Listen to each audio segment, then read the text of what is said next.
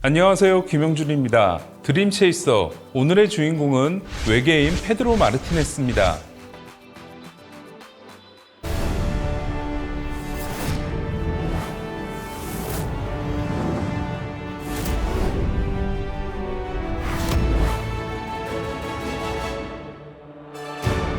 (1986년) 보스턴 레드삭스와 뉴욕 매치의 월드시리즈 6차전, 시리즈 스코어 3대2로 월드시리즈 우승에 단 1승만을 남겨놓은 보스턴은 매치에 끈질긴 추격을 뿌리치고 연장 10회 초 2점을 달아나는 데 성공합니다. 경기는 연장 10회 말에 돌입하고 이제 보스턴의 월드시리즈 우승까지 남은 아웃카운트는 단 하나.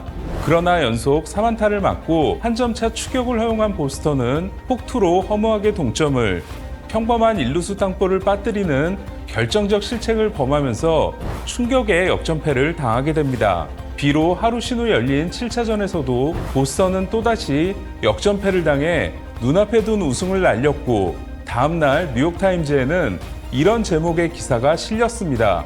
커스 오브 밤비노, 밤비노의 저주라는 말이 탄생한 순간이었습니다. 1903년 첫 우승을 시작으로 16년간 5번 우승하며 당대 월드시리즈 최다 우승팀으로 군림한 보스턴은 1919년 12월 베이브 루스를 뉴욕 양키스로 트레이드시키고 난 후엔 월드시리즈에 3번 올라 모두 7차전에서 패하고 말았는데요. 그 잊고 싶은 역사에 또 한 번의 기록이 추가되고 만 겁니다. 그로부터 15년이 지난 2001년 5월 30일 보스턴이 양키스를 페네이 파크로 불러들였습니다. 보스턴의 페드로 마르티네스와 양키스의 마이크 무시나가 8회까지 마운드에 올라 팽팽한 투수전을 펼쳤는데요. 페드로의 8이닝 탈삼진 13개, 무실점 승리보다 주목을 받은 건 그의 경기 후 인터뷰 내용이었습니다. 난 그따위 저주는 믿지 않아. 밤비노를 깨워서 내 앞에 데려와. 내가 엉덩이를 걷어차 줄 테니까.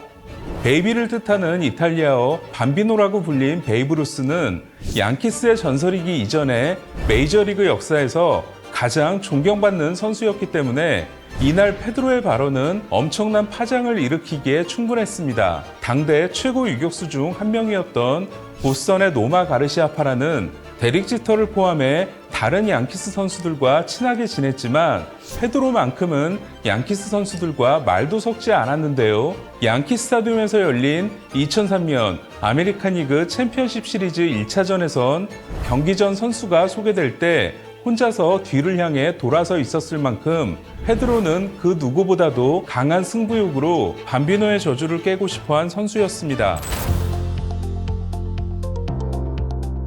1999년 올스타전이 열린 페네이 파크, 아메리칸 리그의 선발 투수는 보스턴 레드삭스의 페드로 마르티네스였습니다. 팬들은 개막 후 17경기에서 무려 15승을 따낸 페드로가 올스타전에서만큼은 쉬기를 바랐습니다. 하지만 홈팬들 앞에서 열리는 축제를 그냥 넘길 수 없었던 페드로는 경기 시작과 동시에 탈삼진 쇼를 펼치면서 페네이 파크를 열광의 도가니로 만들었는데요. 베리 라킨, 레리 워커, 세미 소사, 마크 맥과이어, 제프 베겔까지 당대 최고의 타자들을 돌려세우면서 올스타전 역대 최초 경기 시작 후 5타자 연속 탈삼진 기록의 주인공이 됐습니다. 보스턴으로 이적한 이듬해인 1999년과 2000년은 역대 최고의 임팩트를 보여준 시즌이었습니다. 1999년 페드로는 주자를 루상에 두고선 단 하나의 홈런도 맞지 않았고 300탈삼진을 넘기며 투수 상관왕에 오른 처음이자 마지막 선수가 됐습니다. 2000년 페드로는 그야말로 외계에서 온 투수였는데요. 페드로는 그의 817명의 타자를 상대하면서 단 하나의 고의사구도 내주지 않았고 4번의 셧아웃 게임을 만들어냈습니다. 시즌을 마쳤을 때 그의 피안타율 1할 6푼 7리는 리그 평균보다 1할 9리가 낮았고 1.74의 평균 자책점은 리그 평균보다 무려 3.17이 낮았습니다. 그의 아메리칸 리그 평균 자책점 2위는 3.70의 로저 클레멘스였는데요. 둘 사이의 평균 자책점 차이는 1.96으로 역대 평균 자책점 1, 2위 선수의 가장 큰 격차로 남아 있습니다. 200승, 3000탈삼진, 2점대 평균 자책점을 모두 달성한 역대 4명의 투수 중 하나인 페드로 마르티네스. 페드로가 더 높은 평가를 받을 수밖에 없는 이유는 그가 금지 약물의 시대를 온몸으로 살았기 때문입니다. 1990년대 후반부터 2000년대 초반까지 이어진 페드로의 전성기는 마크 맥과이어, 세미 소사, 베리 본즈 등 약물로 무장한 타자들로 인해 타고 투저가 절정인 시기와 정확히 겹칩니다. 1999년 메이저리그 최대 라이벌 보스턴과 양키스의 포스트 시즌 역사상 첫 맞대결이 성사됐습니다. 1919년 12월 26일 베이브루스가 보스턴에서 양키스로 트레이드된 이후 80년 만에 일이었습니다. 아메리칸 리그 챔피언십 시리즈 3차전에 나선 페드로는 과거 보스턴의 에이스 로저 클레멘스와 선발 맞대결을 펼쳤는데요. 결과는 7이닝 2피안타 12개의 탈삼진으로 무실점 피칭을 기록한 페드로의 완승이었습니다. 그러나 보스턴은 페드로가 나서지 않은 4경기를 모두 내주며 힘없이 물러나고 말았습니다. 운명이란 게 바로 이런 걸까요? 두 팀은 4년 후인 2003년 아메리칸 리그 챔피언십 시리즈에서 다시 만났는데 벼랑 끝 7차전 선발이 바로 페드로와 로저 클레멘스였습니다. 클레멘스는 이번에도 3이닝 4실점에 그쳤고 페드로는 7회까지 2실점으로 호투했는데요. 석점 차로 앞선 보스턴의 8회 말 수비, 이미 109를 넘긴 페드로가 그대로 마운드에 올랐습니다. 페드로가 1사후 연속 안타를 맞고 한 점을 내줬지만 리틀 감독은 페드로를 끝까지 믿었고 그 결과는 참혹했습니다. 페드로는 마스이와 포사다에게 장타를 맞아 동점을 허용했고 연장 11회 말 양키스 에런 분의 끝내기 홈런이 나왔을 땐 모두가 밤비노의 저주를 머릿속에 떠올렸습니다. 페드로는 그렇게 질긴 저주 앞에서 또다시 무릎을 꿇었습니다.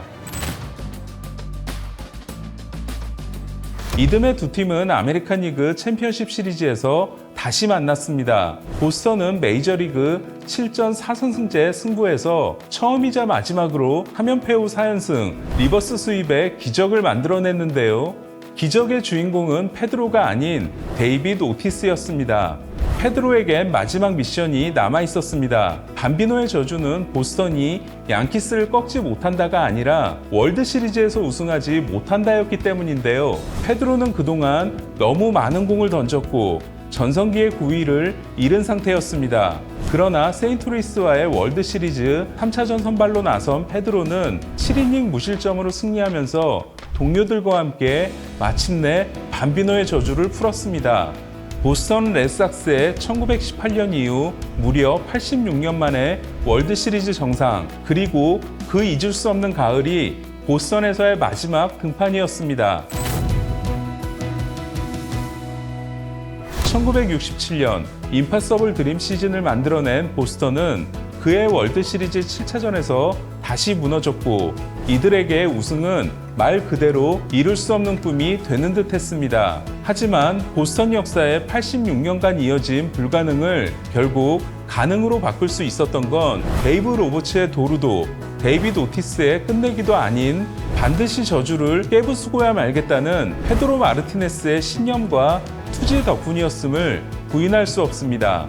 보스턴 레드삭스의 영원한 45번, 지독한 약물의 시대에 타자들을 심판하러 온 외계인 페드로 마르티네스, 밤비노의 저주를 깨고 우승을 향한 꿈을 쫓아 모든 걸 바친 그가 진정한 드림 체이서입니다.